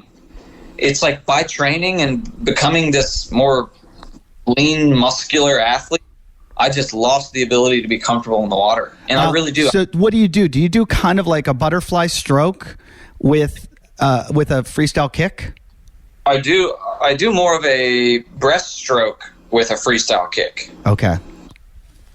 You know? That's interesting. Like I don't really come up and over, but I do just kind of a breaststroke, and then I'll put in a little bit of a freestyle stroke, and then I alternate between movements, like a lot of like backstroke, and then I'll swing over into breaststroke, and then like I can get like a freestyle for a little while. And my fiance was like a phenomenal collegiate swimmer, so I have a great coach with me all the time. But no one's ever had to coach this stroke. It's just getting me comfortable. I'm just uncomfortable, and I want to apply the CrossFitter mentality to swimming. So have you tried any of the Navy SEAL drills for comfort? Side stroke stuff, or they do a lot of stuff of like just putting you in the water for long periods of time. Like they do the tying hands and feet and stuff to get you to the point of like comfortability. Yes, that's how I trained. I mean, I also just did a lot of lap swimming, but that's how I trained last year. I did a few Olympic distance triathlons, and then our wheel wad games. You know, it's like the CrossFit Games for adaptive athletes. It always has a swimming event, and I always do horrible in it. So I trained my ass off for that event to do well in it, and I did. Like I was like in night and day difference as a swimmer this time last year. I just haven't been practicing. So what's the longest? So you had to do a half-mile swim in that? Was it a half-mile or a mile swim in the Olympic distance? Half-mile. Okay, that's still a lot. Yeah, the farthest I've swam is 1,200 meters. What's it take you to do a half-mile? How long? I don't even know, man. A long time. Yeah. I'm last out of the water. Yeah, I mean, I think that's okay, Logan. I think you've got to, I don't like to make excuses, but I think maybe you have kind of an excuse. Dude, it is what it is. I still love it. I love it. Like, I love that it is that hard for me. Okay, so you're super strong. You've trained so much, but because of what's going on with your body, have you created a lot of asymmetries? Like, is there any kind of like weird pains you get or weird injuries you get because you're so dominant right side? That is a great question, and I love that you asked that question, because like that's why your friend from Life Aid likes this show the best. I just asked those questions. Right. To answer it is no. I have no pain. I've never had a nerve issue or a pinch thing or stiffness here or anything. No, not at all. Now, after my accident, I neglected this side completely. Because a little side story. A year or right after getting out of the hospital after my amputation, I was skateboarding around. The day before I was supposed to go get fitted for my first prosthetic, I fell on my skateboard and snapped this little tiny humerus in half. Oh. And little tiny arms swelled up to like the size of a basketball. And I couldn't get the prosthetic for quite some time. And so throughout that time of healing, after I fractured this arm, I just completely neglected it. I was like, no one touch, no one see this thing, no one touch it, it's hurt, and I'm trying to heal it. Not only just because of the amputation and it was sensitive, but also because I just freaking snapped this humerus. So I just completely safeguarded it. And then my prosthetist, when I had an arm made, I wouldn't wear the arms because they were cumbersome and freaking ridiculous and made me more disabled than abled. And I wouldn't wear them. But then I had him make me this like shell, this guard that just slid over my nub and just was a socket and it just was protected so that I would be more confident to be, messing around with friends and beat the shit out of my friends with it because it was like having a little freaking baton on me. I could just hit dudes in the head. And then also definitely the main function of it was for lacrosse. So I could play lacrosse and not worry about getting so many checks to the arm. Sure. Without that guard, no way I would have been able to play. But anyways, so I babied it forever. And then after, when I got into college and I really started like weightlifting, like trying to be like, all right, I want to get strong and big, I started thinking of ways to incorporate it. Now, before CrossFit, I did Where'd you go to school? UNC Wilmington. Okay. So yeah, I know it. Carolina. And I did a very poor job when I was doing like typical Globo gym workouts because you do the work, you do the movements that make you feel good and look cool. So it was a lot of like making this arm jacked and like leg stuff. And I spent a little bit of time, but it wasn't CrossFit where it was like, all right, barbell front rack position. I have this my impaired side shoulder, like all of the anatomy I have works fine. No issue with it. So why am I not using it? So like front rack, all right, center that bar in the middle and use this shoulder in that front rack position. Back rack, all right, shrug that back shoulder, like create a shelf in the back. Once I started doing just those subtle things in this idea of functional fitness, I started developing on this left side. Oh, wow. That band under my armpit for the pull-ups, and it was ripping out my freaking armpit hair, and I'd be bleeding out of my armpit. But I started to develop a lat. I started to be able to contract this lat and it not make my whole side just quiver. Like my pec is still weak because I just don't do much with the pec. Sure. But when I really go to flex it, especially to like warm it up, it just quivers because it's almost like waking up a muscle that my CNS has been like, oh shit, that's there. I didn't know that was really there to fire. I never fire that.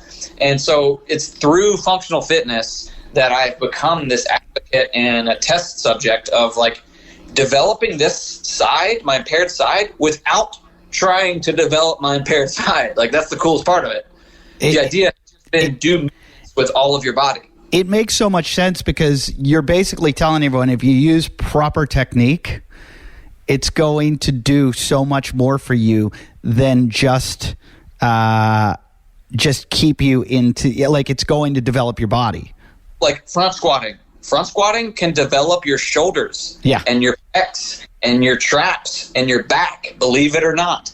If you do that movement perfectly, the way it should be executed, proper points of performance, it's a full body movement. I want to interrupt the show because a lot of people out there are gym owners and that listen to this show.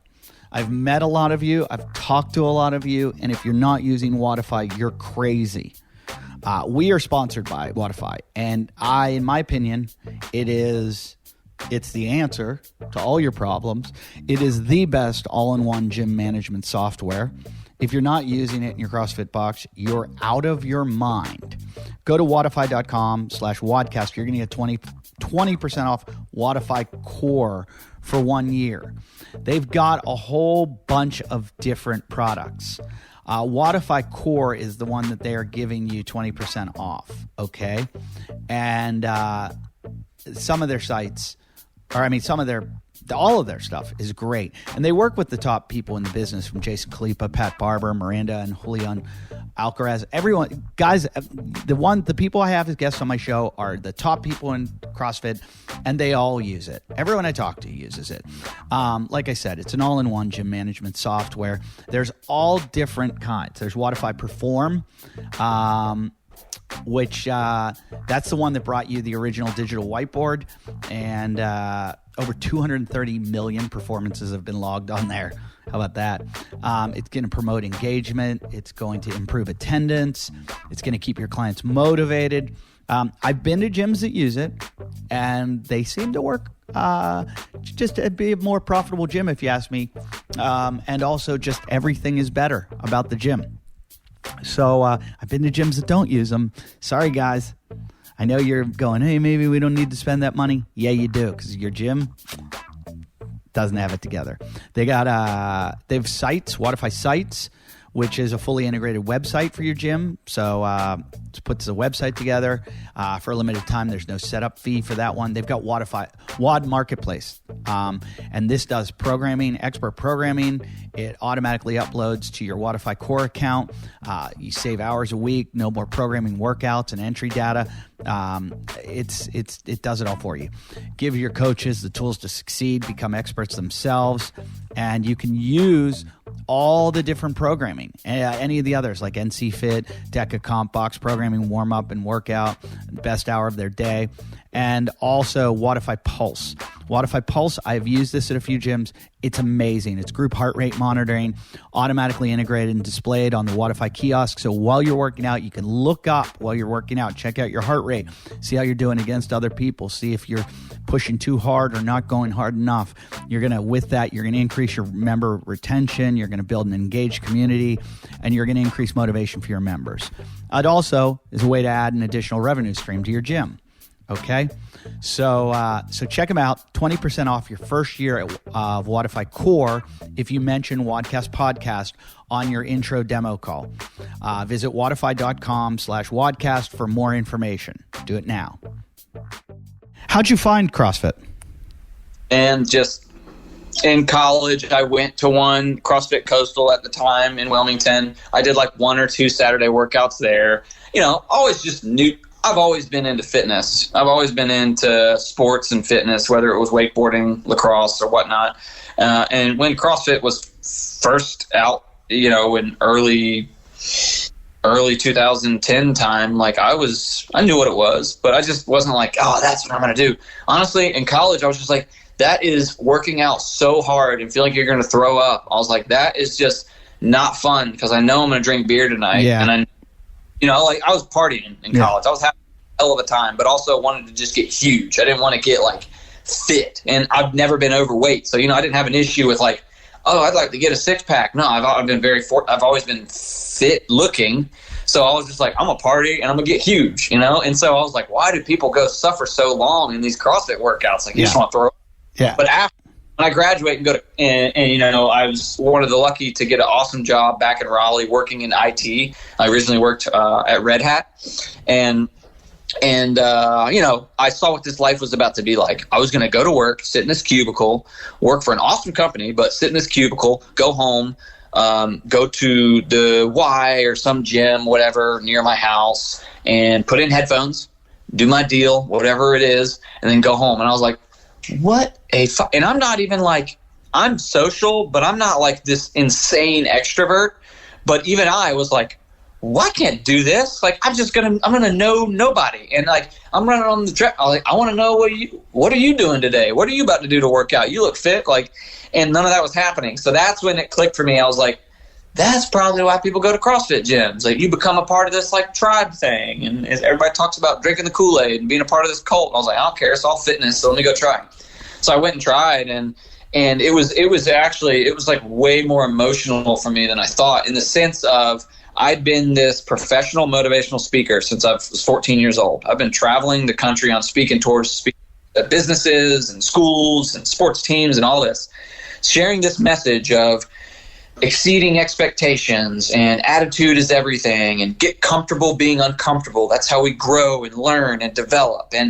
And then here I go, and I walk into a local CrossFit gym here in Raleigh, and I participate in a workout where no one asked, where's your arm? Why don't you have an arm? They just were welcoming and were explaining what was happening, what this workout was going to be like. They were transparent and telling me they don't know exactly what I should do, but that there's definitely a way for me to do this workout. And then you did a one-arm muscle up, and they told you to leave. And then, yeah.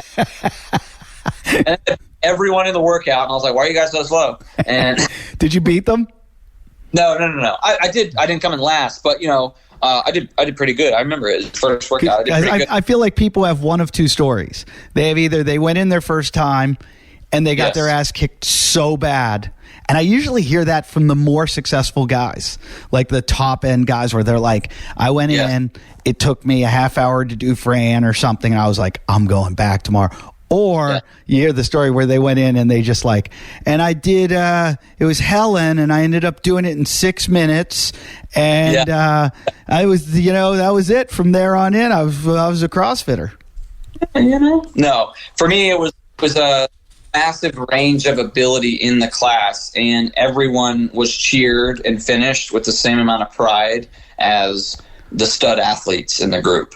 To me, it reiterated a teaching point, a message I've been sharing as a keynote speaker of inclusion and supporting the last, cheering for those regardless of where you are at in your life. And I just saw in 1 hour of group fitness something I've been advocating for, trying to be this self-help motivational speaker. And I was just like, this is it. I got a really important question for you concerning that. They built a new playground in our neighborhood that my daughter goes to, and it's an adaptive playground. And it's so that there's inclusion with kids that wouldn't be able to. And I wondered about that. I started to think about it, and it has a lot to do with this, with what's going on in society right now with all this, not Black Lives Matters, but marginalized people. And trying to be more inclusive. And, I've heard Jordan Peterson talk about there's always someone that's more marginalized than you. And if we attend to the most marginalized people, then we lower the bar. And looking at this playground, I was like, and looking at someone like you didn't need anything. You basically went in and adapted to CrossFit. And you rose to the occasion. And I looked at this playground, and to be honest with you, and I might sound like a dick, or my daughter's a dick who's 5 years old, but when we went to the playground, it was newly built, she was like, it's kind of boring. And I was like, you don't want to play? And she's like, no, I like the old playground. And I thought, why are we lowering the bar for these adaptive kids? Shouldn't we just be encouraging them to adapt to what everyone else is doing instead of handicapping for them? Shouldn't we be trying to, show them how to do everything so that they're just like the other kids?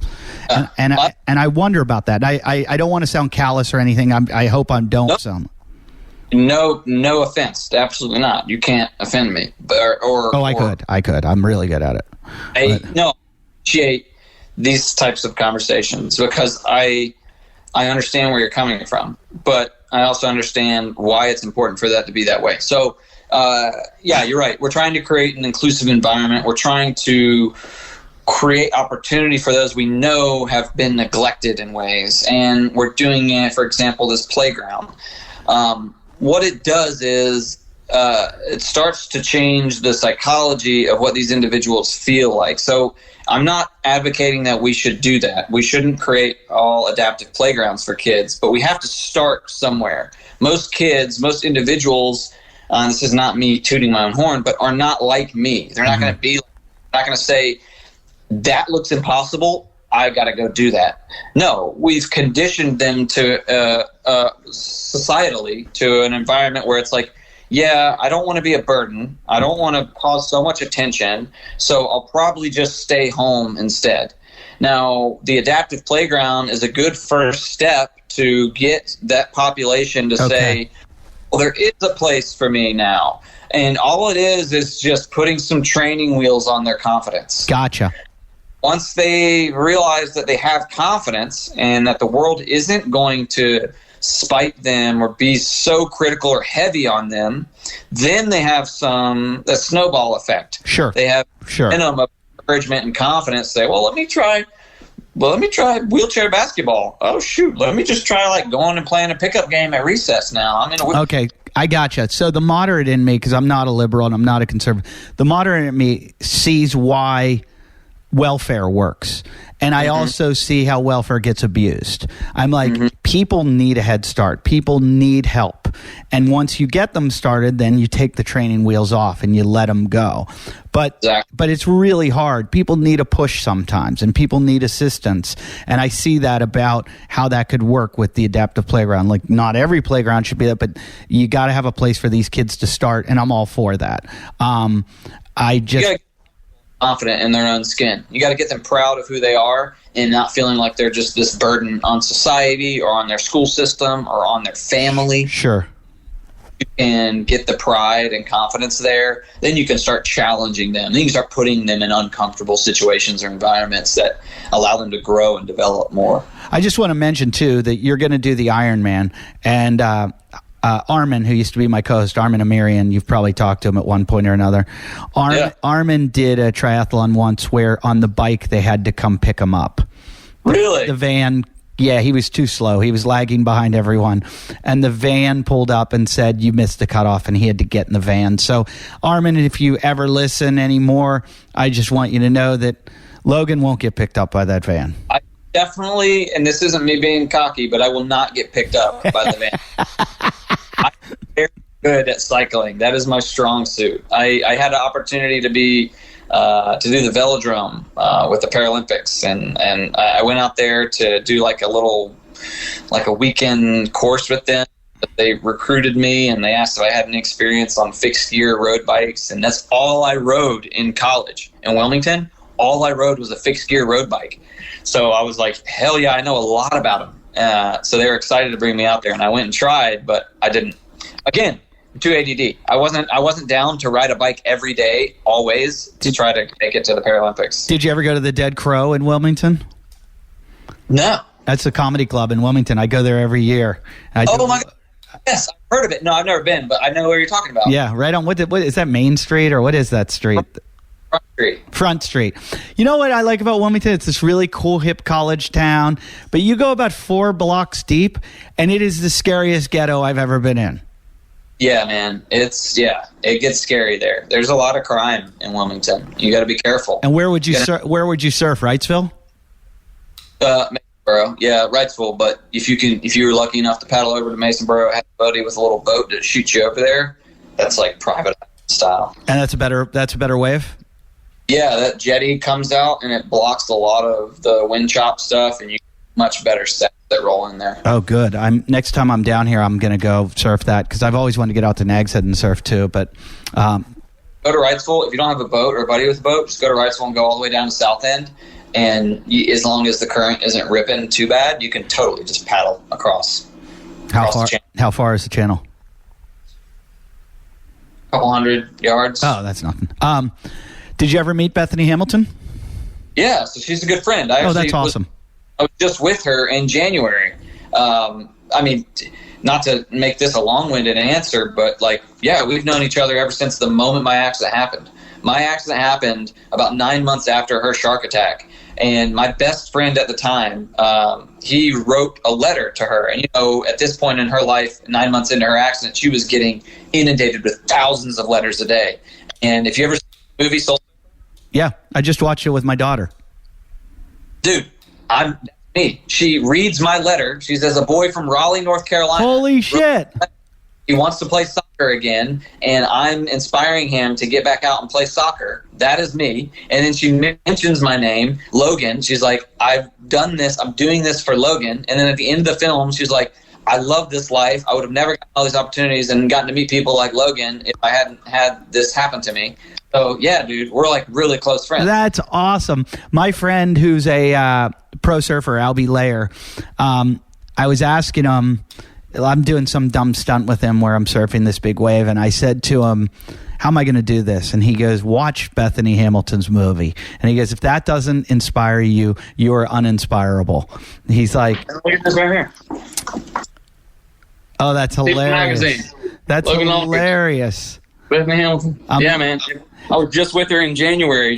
Every year she does Beautifully Flawed for women with limb differences. And we're trying to do one for men, and it's called Forged. So January, we had Bethany Hamilton's Friends of Bethany, her foundation, their first Forged men's retreat. And so I went out there to Kauai to help her kind of show these guys the fitness part of it, how to adapt fitness and do one-on fitness stuff. We went surfing and did all this stuff, man. It's freaking awesome. She's awesome. Yeah, I watched her movie with my 5-year-old daughter, and I'm a really bad dad when it comes to that. Dude, you got to see the new one, or more of a documentary. Yeah, the documentary. Yeah. So, but I watched the movie with my daughter, and when my friend told me to, and I say I'm a bad dad, and that I just get so sick of all the Disney movie after movie, the cartoons. And one night she was just home. It was the two of us, and I go, "What do you want to watch?" And she goes, "I want to watch that surfer movie," because my daughter surfs. And I was like, and it wasn't the anything about the one. It was the shark attack that I was afraid of instilling the fear of sharks to my daughter. So I had to explain to her that she gets attacked by a shark. And I said, listen, it's such a 1 in a million type thing to happen that you never have to be afraid of. And my daughter it will never faze her about sharks. She could give two shits now. Like she never did care, and now she won't. But she loved the movie. That makes you such a sweet dad. That doesn't make you. Well, no, I'm a dick because I don't want to watch. I can't watch Trolls one more time. Okay. I was going to ask you about when you're doing the thing with the guys out in Kauai. When you were in puberty when this happened to you. Yeah. And that's when you're the most impressionable you'll ever be in your life. And kids, I mean, you look at like teenage suicide rates, and I know the mess I went through, just the insecurity and everything. It must have been compounded, 20 exponentially for you. Well, how did you deal with that? Yeah, great question. It was such an interesting time. It was 2004, and it was like, I don't know the technicality of the history of social media, but like it was not being used. Like it wasn't a Facebook thing. What we used was this thing called Care Pages, and Care Pages. I remember Care Pages. Acted just like a Facebook in the sense of you would check it and you see these updates and these comments and things like that, and that was huge. And man, and also like I have to express, like, I am so lucky, like the life I grew up in. Like I come from a privileged family. Like I went to a prestigious private school here in Raleigh. Mm-hmm. Like I was a part of a very well-known church and youth group, and I'm not so much religious anymore, but it was a huge part of my upbringing. Mm-hmm. And like I had in tremendous amount of community and support in my social network as a young kid. So when this accident happened, I mean, my entire school, K through 12, and every professor within that school was there to support. They all came, every student at our school came to the auditorium and sat in to hear what happened to Logan and what it's going to be like. And my friends stood up there and said, Logan is the kid he was before. You better still say the same jokes. Like, he's not handicapped now. He just doesn't have an arm. But it's fine. He's fine. He's going to still try to play the sports. He doesn't view himself as disabled, so don't you. And that was an important message for my peers to say and to see me as. Don't get me wrong. There was one 30-minute session in that hospital where I, with my mom, cried and just had tremendous grief and was just like, this sucks. And that was it. That was a 30-minute moment of just pure grief about the situation. Being upset. And that's okay. You need to be. You need to go through that process. And it was triggered by reading these comments. And reading, as a 13-year-old boy, reading comments from another friend of mine, another 13-year-old boy going into 8th grade, writing a comment on a care page to say, hey, man, I know that was really hard. I'm sorry I was at summer camp when it happened. I wish I could have been there. I love you. Wow. 13-year-old boys saying that. I mean, dude, it gives me goosebumps thinking about it now. I really don't ever talk about this. But, like, reading those just made me weep of, like, appreciation, but also sadness. You know, it was this wild feeling of emotional, like, how cool is it to see young boys, young people. I mean, I had girlfriends as well saying the same thing, but a lot more expected coming from a girl. They're a lot more sensitive. Sure. Supportive. But these young boys to say this and to be so much like, I love you, man. Like, I'm here for you. Like, God, that hits so heavy on my heart. So there was no bullying or that's None. Great. That's great.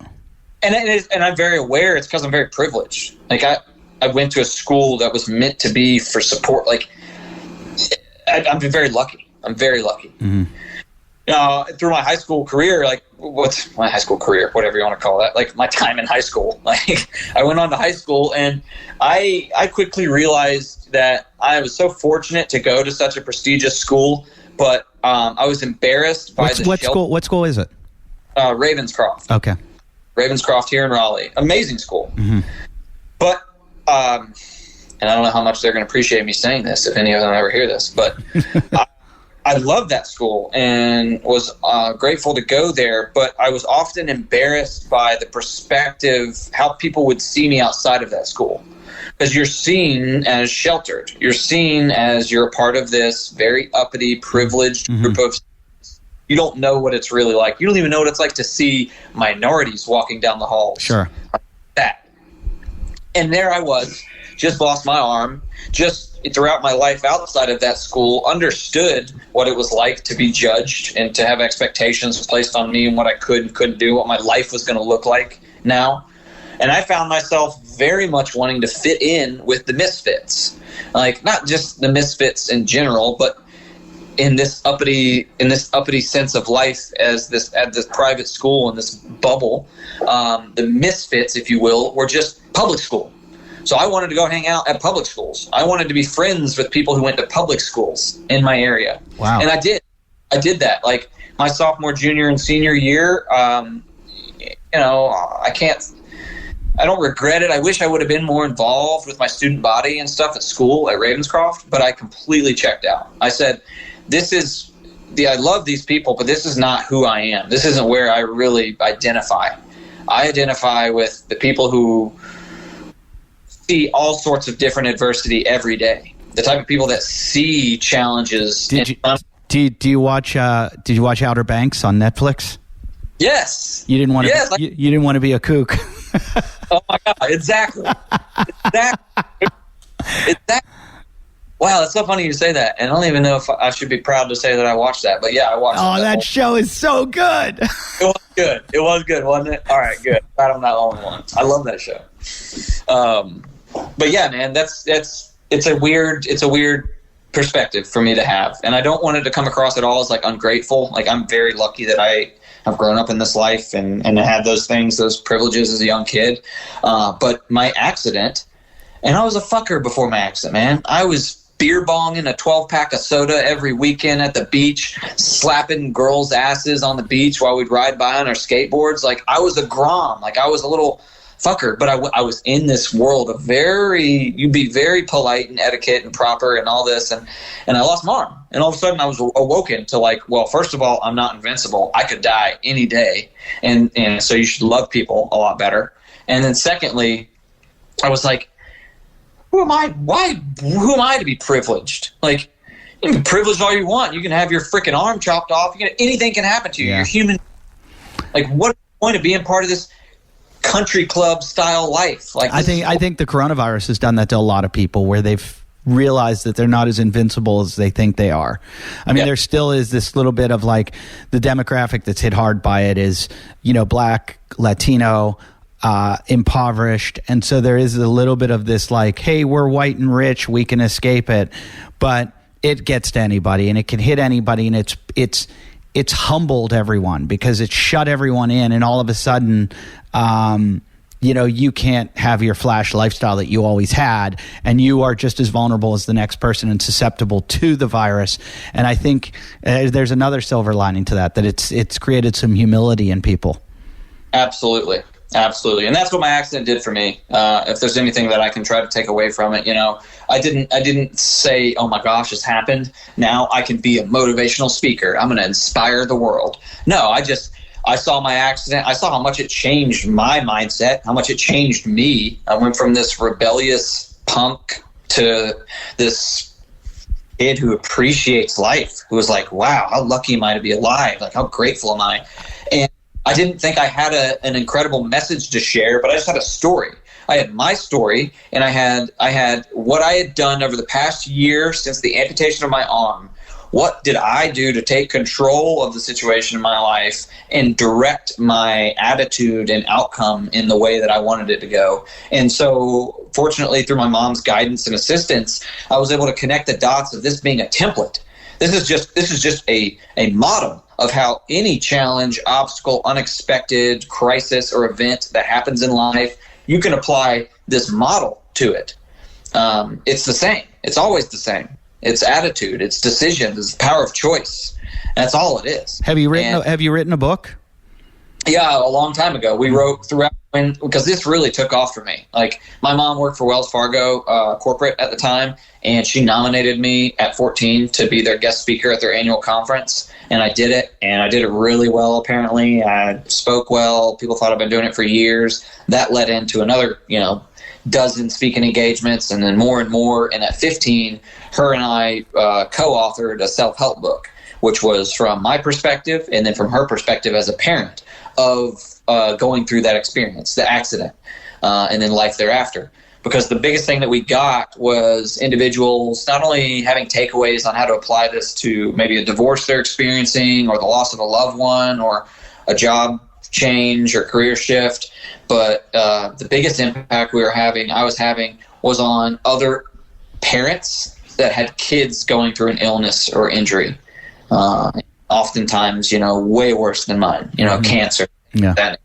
And parents trying to understand, like, how do I do this? How do I support this kid? When do I say the world is fine and everything's okay? And when do I allow, like, the grief and the hardship and my vulnerability to be expressed? And so I authored this book, and it did a really good job through our experience, our example, sharing a message that more than anything just allowed those families and those individuals to realize they're not alone. There's other people out there feeling and experiencing similar things in their own way. And it was all published, the whole thing. MTV wanted to make a reality show out of me and then publish the book, but they wanted to change everything. Yeah. Leave them. Really, people in Hollywood want to change things. They wanted to make me addicted to drugs. They wanted to make me have family issues, all this stuff. And it was very enlightening. At a very young age, I was like, they're a nightmare. Hollywood's a nightmare. What are you doing right now about your public speaking with traveling and the virus and everything?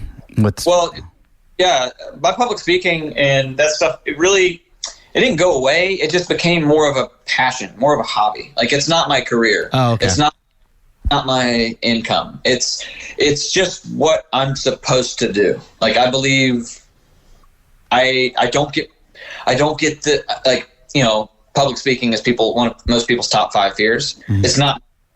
I don't mind it at all. I enjoy it. I love it. I think I'm an entertainer at heart. And I think I have a message that a lot of people have been able to relate to, and I've been able to contextually tell this narrative in a way that can relate and seem practical to other people's lives. So I'm always honored and grateful to speak, but I don't actively seek it. I'm not going out looking for engagements. Oh, okay. And I believe I'm too young. I believe I haven't done enough with my life to say, hey, I have words you need to listen to, and you should pay me a lot of money to hear these words. Not at all. You do, but you also have some self-awareness that's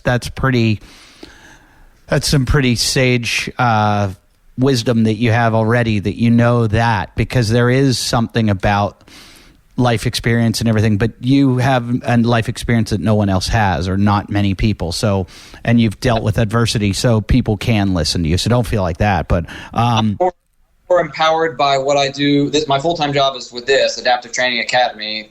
I'm co-founder and run this with Alex Zirkenbach, and we have seminars. Kevin Ogar's on our staff.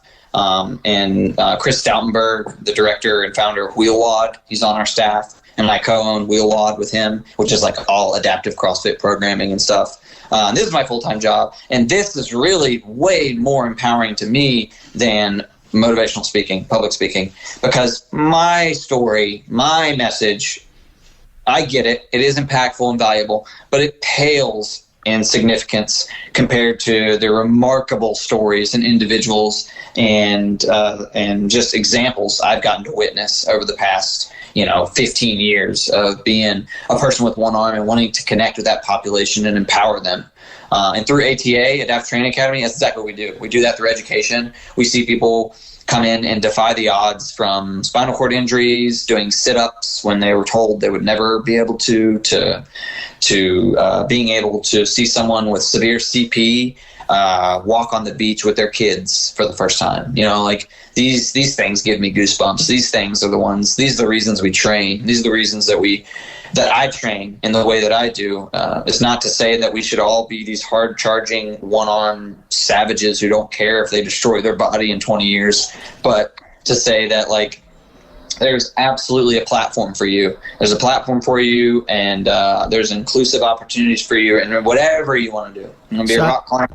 So how do people get involved with the Adaptive Training Academy?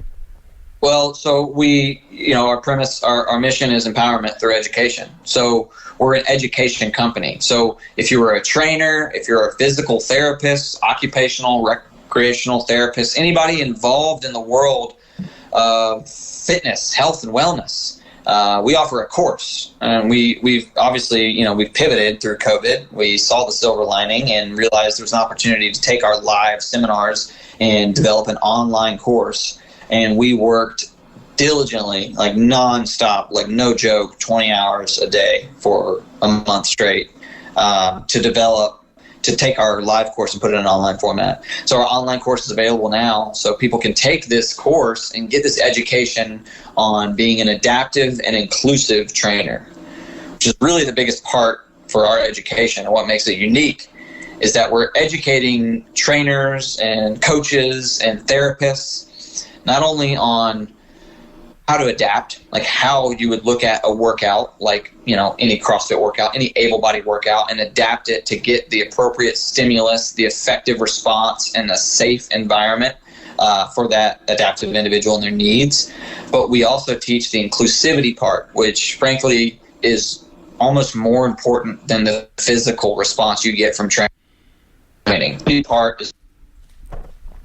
The inclusivity part is what makes you feel like you're a part of a group, a part of something. And I'm not talking about inclusivity of being a part of an adaptive community. I'm talking about when you're doing a workout, you're in a CrossFit gym, and there's 10 people, and the 11th person's in a wheelchair, and it's back squats. You should not neglect that person in a wheelchair and make them have to do something that doesn't allow them to feel a part of that group setting.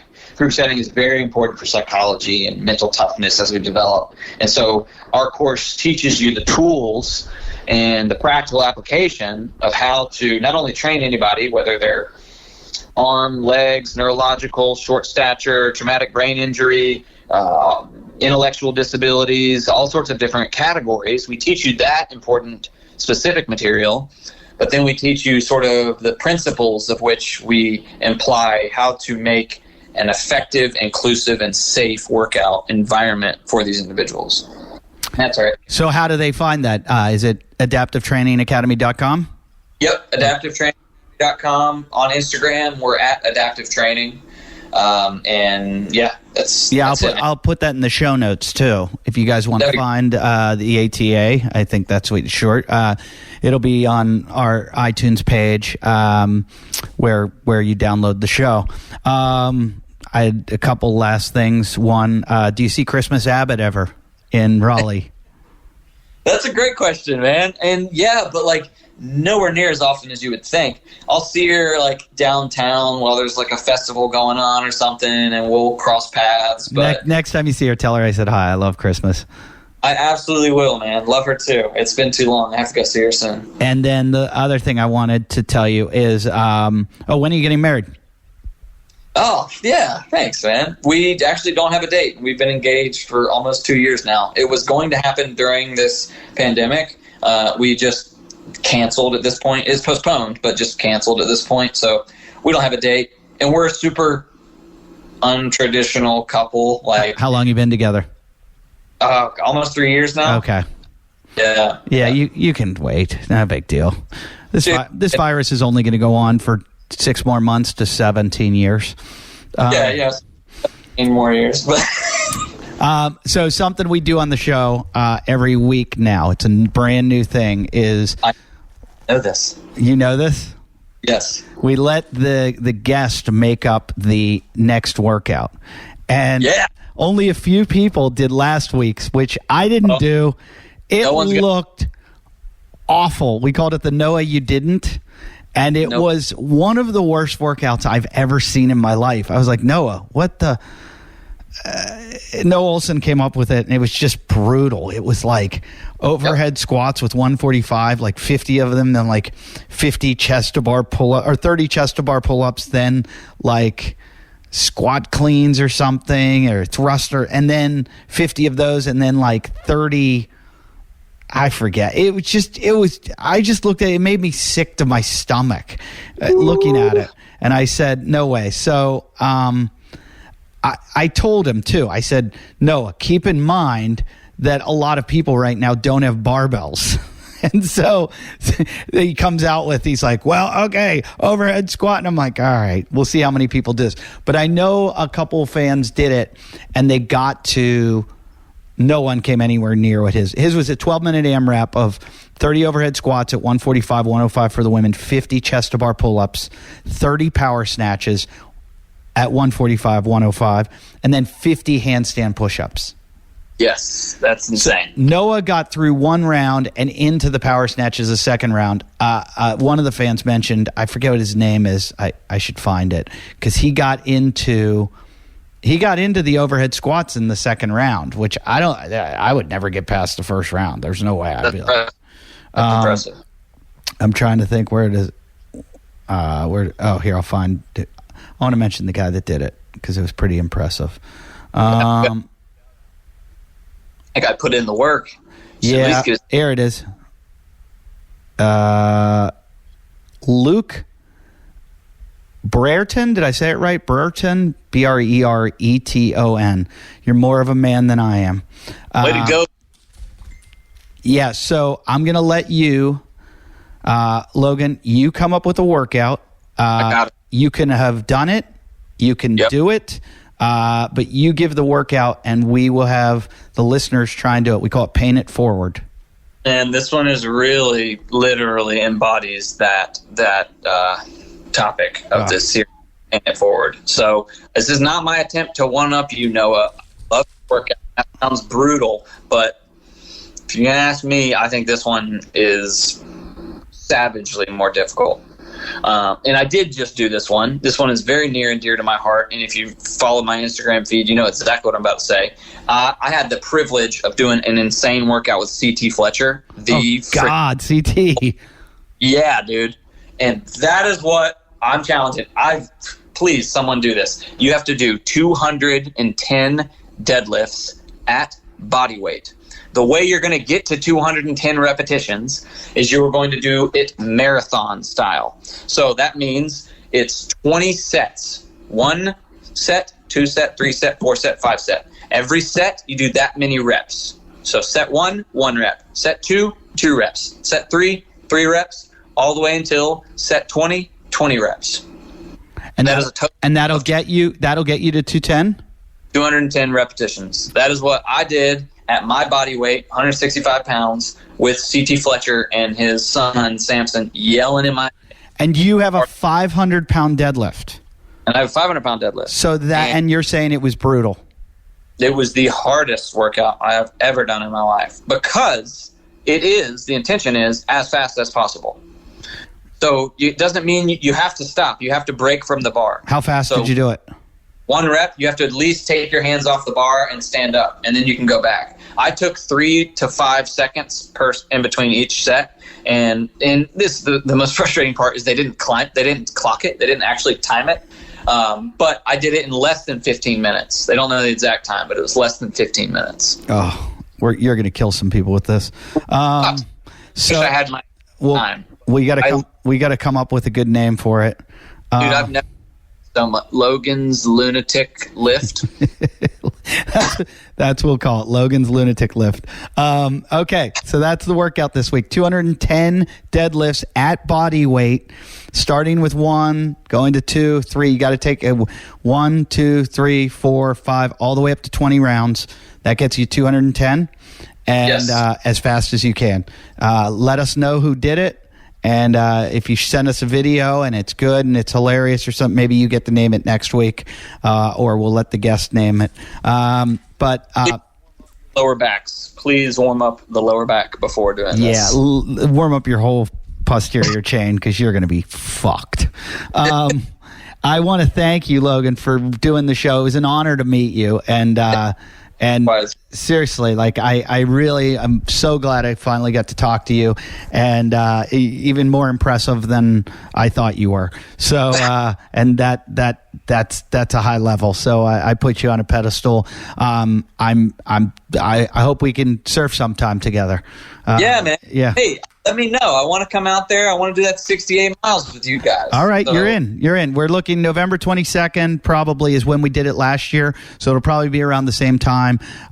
We've all been talking about it. Some people want to run it again, but like I don't think I can run it again. I kind of think it'd be funny if I mountain biked it. I've heard the mountain bike's just as hard almost because the hills still suck.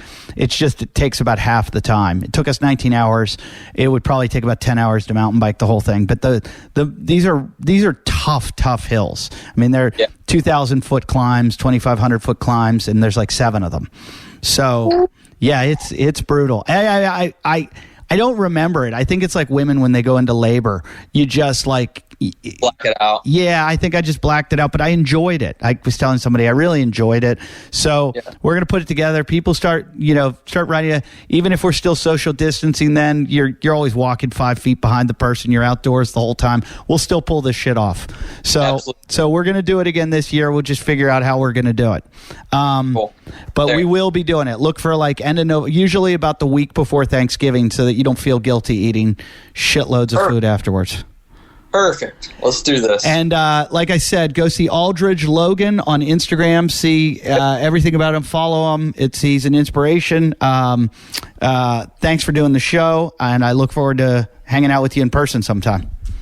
Likewise, Eddie. Thanks, brother. All right, I'll see ya. Have a great night, everybody. Thanks for listening.